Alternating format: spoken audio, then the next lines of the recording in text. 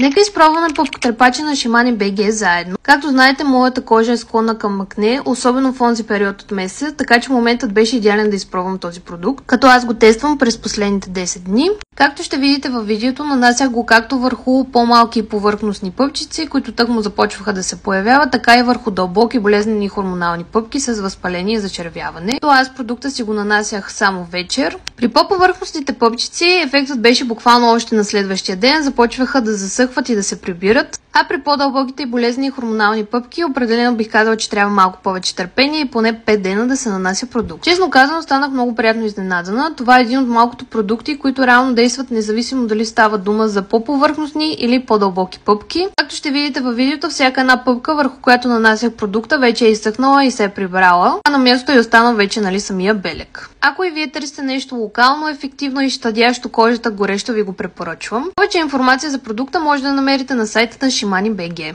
Благодаря ви за гледането!